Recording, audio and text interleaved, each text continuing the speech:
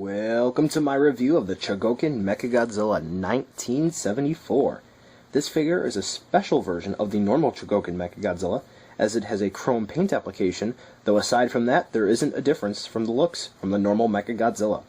So let's take a look and see what this die-cast beastie has to offer.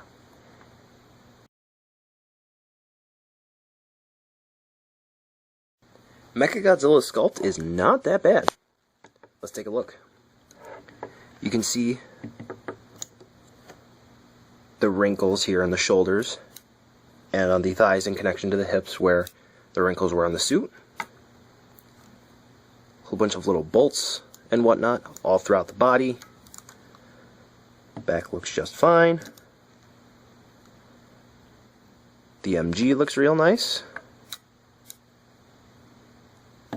And you can see even in here, this little door, it did well on the inside there too. Taking a look at the face in particular, the head area. Let's get a closer look.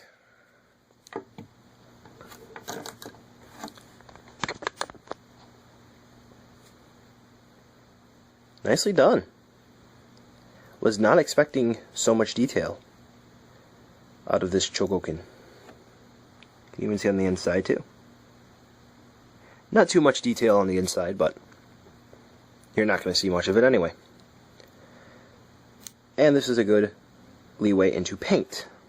The only paint issue I have with this particular piece would be the eyes. And it's kind of hard to see here, but at the bottom of the eye, it's not exactly even. The paint apps aren't exactly even. Kind of disappointing there, but that's alright. Because the rest of Mechagodzilla is amazing. In terms of paint, there really aren't any issues. And this particular version of the Chogokin Mechagodzilla is a metallic chrome color. And he is very, very shiny. There's no paint slop there for the MG.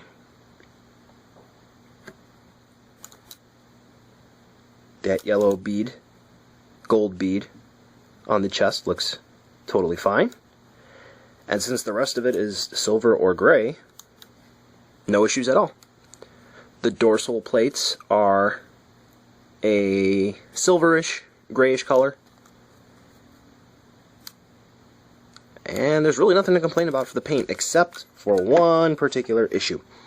If you look at Mechagodzilla, you'll notice, oh, nice chrome, chrome, chrome, chrome. Head is silver. So, depending on how you look at it, Mechagodzilla just kind of looks like a guy in a suit or something. Like, it stands out to me. Same with the hands. The hands are not chrome. They're just that silver gray that some of the other parts of the body are, like the dorsal plates. But aside from that, the sculpt and paint on this particular version of the Chogokin Mechagodzilla, really nice. I like it. That is what sold me on this particular piece.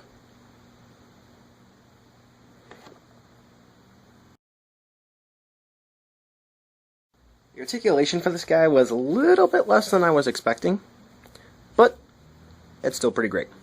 So let's take a look at the articulation from the head to the feet, then the tail. So first off, Mechagodzilla's mouth is on a hinge. Opens and closes. Nothing to write home about there. The head is on a swivel. And one of the cool things about Mechagodzilla is that it's more of a, I guess you could say, toy than a collector's piece. And one of the cool things about it is it has a little gimmick. You can press the middle dorsal plate on the neck and you can get the head to spin. It's pretty neat. Shoulders. They are on a ball joint, and that is all of the movement you get out of them. Can't move them up, Can't move them down to readjust the position of the shoulder. That's all you get. So you can't get, say, like a double axis ball joint where you can have this go up, but yeah, I think you get what I'm saying. There is a bicep swivel closer to the shoulder. Lets the arms spin around entirely. The elbows are on a hinge, and that's it. They're not on a swivel hinge, it's just a hinge. And the hands are on a swivel joint. Same goes for the other side. Articulation matches. As I showed earlier for the Sculpt, fix that knee there. There is this little door in the chest. It is on a hinge, and it kind of locks into place, except if you have it, you'll know what I mean. You can hear this clicking sound. And then it's loose, but you're not going to worry about it closing on you. This bit was hidden from me. There were 2 bits of articulation that were hidden from me, and I had to actually look at the instruction manual to find, but he has a waist swivel. Full 360 degrees. It's pretty neat. Thighs are attached to the hip on a swivel hinge. Not a true ball joint, but close enough. So you can get a lot of articulation out of it, but the only problem is that it is similar to a Revoltech joint in that it ratchets, so it sort of locks it into place, so you're limited to the degrees of posing. Like, you can either have the leg there or there. Nowhere in between, which is a bit of a bummer. And if you have Revoltechs, then you're kind of used to that. Knees. This was the second bit of articulation that was hidden to me, and then I had to check the instruction manual to find out. First and foremost, both knees are on hinges. Again, the ratchet, so you only get certain degrees. But also, it's not on a hinge only, it's on a swivel hinge. Not sure why that's there. Not sure at all, but it's kind of neat. And then the feet are on a ball joint similar to the shoulders. So you're stuck with it at this particular angle, but you can move it around. So you're not going to get an ankle rocker feature out of it. Won't be completely flat, but solid enough. The tail. It is connected on a swivel, but also there is a hinge that allows it to pop down to put it into flight mode. Aside from that, these other 2 joints here are not on hinges, as some reviews may suggest, but actually ball joints. They are actually ball joints, which is pretty cool. So all in all, the articulation on the Chogokin Mechagodzilla, it's not so much a focus of the figure as would be the die-cast and the metallic chrome paint. But if you want to get a few particular poses out of this Mechagodzilla, chances are, if you can think of it, you will get it.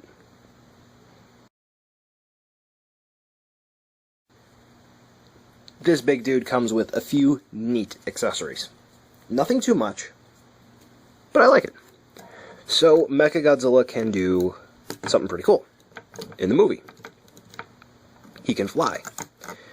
But the articulation for this head is only swivel. So here's what you do. Pop the existing head off, and pop the... Hold on one second. There we go. Pop the new head on. And voila. Move a flying Mechagodzilla. Just adjust the tail. Put the arms out to the side. Yeah. Neat, but you don't get a display stand for Mechagodzilla, so unless you have one, not quite sure how you would display your flying Mechagodzilla, unless you would want the paint damaged. This head is kind of a pain to attach, whereas this head really isn't. So, and the hands.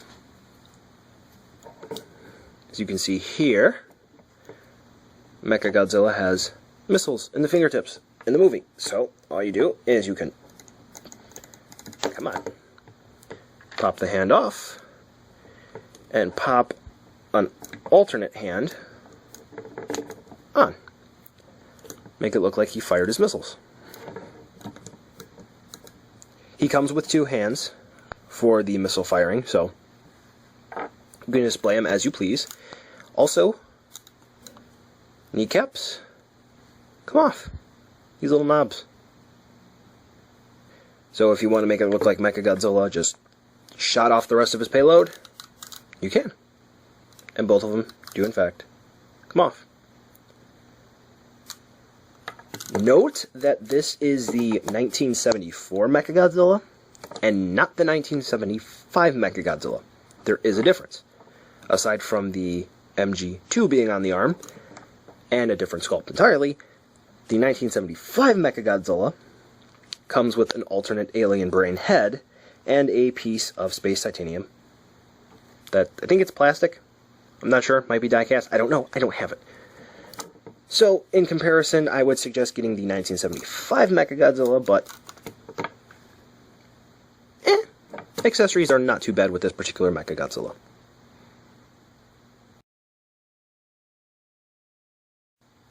Some people may be looking for a particular Mechagodzilla that fits in well with the rest of the items that they collect, and the Chogokin line for Godzilla, Gamera, Kaiju in general is kind of spread all around in terms of sizing. So here I have a Bandai America vinyl, I have a Revoltech Anguirus, and two Monster Arts, Mechagodzilla and Godzilla. And as you can see here, the Chogokin Mechagodzilla is a big guy. Yeah, he's pretty big. One of the larger figures that I own. So, just for a one-on-one comparison, here is Mechagodzilla with his Heisei counterpart, a head taller. Here he is with the Monster Arts Godzilla, much larger, with his sparring buddy Anguirus, the Revoltech. Yeah, Anguirus is a dwarf. And here is a Bandai America vinyl. First Godzilla. For size comparison. So yes, Mechagodzilla is large. Mechagodzilla is very large. For comparison, to get an idea of exactly how large Mechagodzilla is, there are probably some people that have the Monster Arts Destroyer.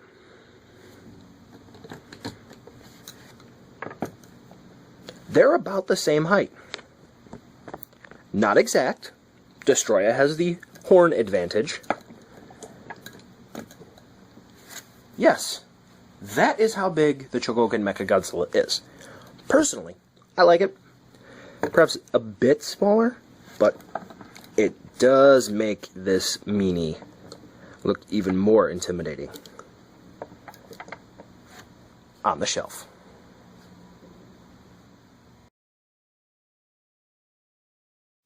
I was able to pick up this Chogokin Mechagodzilla for $72 shipped, and I was under the impression, as the description stated, that there would be some dirt and whatnot on the figure, but aside from two small paint scuffs on the dorsal plate on the tip of the tail, and one itty bitty one on this spine right here, it was in perfect condition, and those three little nicks on it, for something that came out in 2003, 2004, I guess you could say it's to be expected. Like I said, this is a special edition of the Chogokin Mechagodzilla because of the chrome paint to it, and you see it in a few collections, few photos, few stock photos that are out there, and you think it kind of looks gaudy. It sticks out like a sore thumb, but honestly, that was the reason why I got this. And to have it in person, it looks so much nicer.